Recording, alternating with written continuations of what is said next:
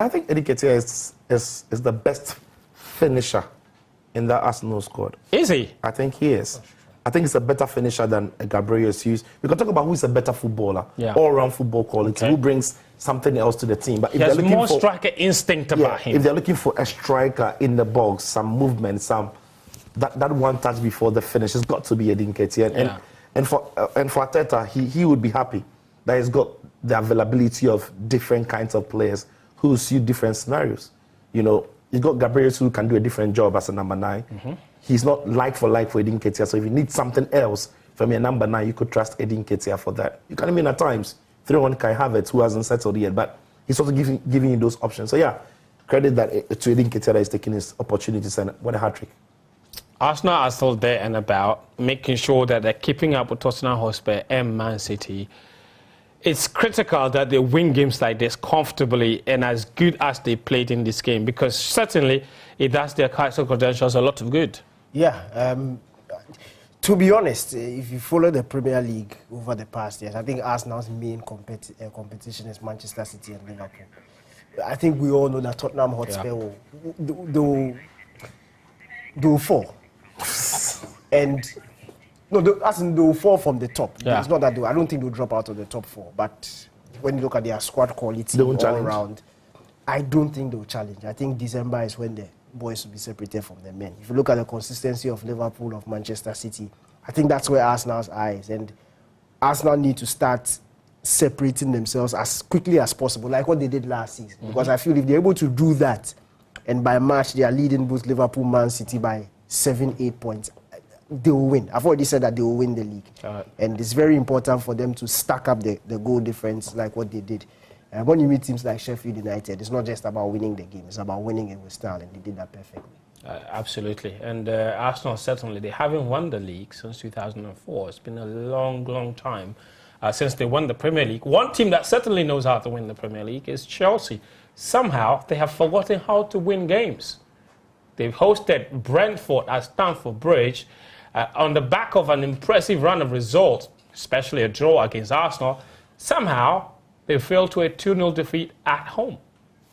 I'm very confused, okay? How do you go from that performance against Arsenal to this?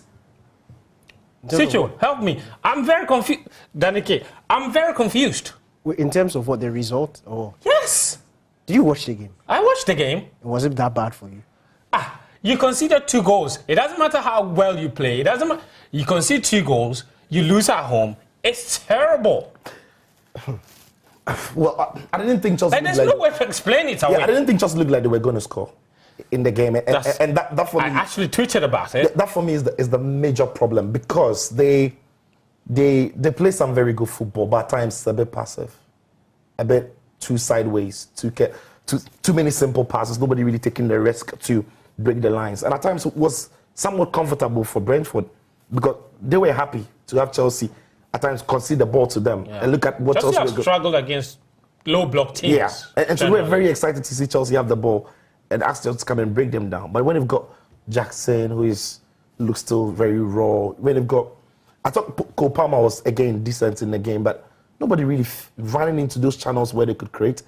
And Chelsea have not got too many players who in tight spaces look like they can weave through. They need players who can get into those spaces and play. And for Brentford, when you play against them, you know that with those 2 players they've got up front, they're going to limit some of your back line from pushing too much up. So at some point, there's a big gap between defense and Chelsea's midfield, and that's why I thought Brentford found some joy. And in the end, you know, Brentford scoring that goal, holding on to it to the last minute, Sanchez trying to gamble, and then Mbeumo, Mopé and Mbeumo, you know, punishing Chelsea. It's just a bit disastrous. And one thing I didn't quite catch from Pochettino's why he started Disasi where he did start him, because I thought it also limited Chelsea a little bit. Malo Gusto hasn't been necessarily great going forward, but what he does is once he pushes forward, it forces whoever is playing on that side to also come in a little bit to adapt to the numbers centrally. But one thing you realize, what Noni Madueke had to be very wide and stick to the width, because nobody was really pushing up to support that side. And Jackson is another problem. Obviously, he's not a finisher. Danny, you want to say something? Because I've got something that I wanted to show. Yeah. For me, it's funny because facing a team like Brentford, I don't think you expect teams to be carving chance after chance after chance against this Brentford team, and especially the way they set up in that back five when they are sitting, they're very comfortable. I think Chelsea created enough opportunities, especially in the first half, to at least take the lead. Madueke hit the bar. Okay, fine, that was a moment of brilliance. But that through ball from Palmer to Cucurella. You see, you say, oh, it's Cucurella, and you let it go. But all the other serious teams are scoring those chances. Arsenal is scoring those chances. Liverpool is scoring those chances. Man City is scoring that chance. That's the point I wanted. I want you to have a look at this, Daniel. This clip, okay, Benaya, let's roll it. Just go through all these misses from Chelsea, and it makes the point that you have been talking about all the time. Chelsea are creative. Look at this.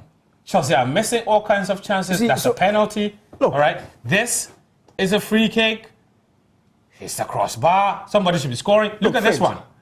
This fine. This was brilliant. This was a moment of unlucky. But this is what I'm talking about. Yes. Man City is scoring this chance. Arsenal is scoring this chance. Liverpool is scoring this chance. But some way, somehow, Chelsea is not scoring. Look at this miss from Jackson. Look at this. This is not on Pochettino. Are you a professional footballer? You can't score this. The ball is big. Oh. The ball is big. Look at this one. I mean, like, again, you just walked the ball straight into the goal. My point is, when you look at scenarios like this, it is the coach's job to create these sort of scenarios. They are getting in positions like this. They are unable to put the ball in the back of the net. That is not on Pochettino. When I look at the game against Brentford, Chelsea should have been leading even before Brentford scored that 1-0. So to look at it and say it wasn't a bad performance. Again, the players, and you see, I can also blame the players because from the start of the season, we knew that this is them. Yeah. So whoever went to buy them must take responsibility for it because this is not Chelsea. Yeah, I'm sure Chelsea fans are watching this clip and asking themselves, are these professional players? Look, chance after chance after chance, Chelsea have missed this season. Like, it's unbelievable. They have also been unlucky, to be honest. Yeah, they've been unlucky at times, to be fair. But again, as Danny said, when you've got Jackson leading the line, what is this? I feel sorry for him a little bit because Chelsea have brought him in and thrown him into an impossible position where he's just not ready for the stage. He needs grooming, but all of a sudden he has to step it up and be the Didier Drogba or be the Diego Costa of those years. He's just not ready for it, and it could very much affect his confidence. And Chelsea at the moment really have to hope that Nkunku gets back from that injury, and when he's back, he's as sharp as we need him to be. Because at the moment, they don't have goal scorers in the team. Oh, God. Anyway.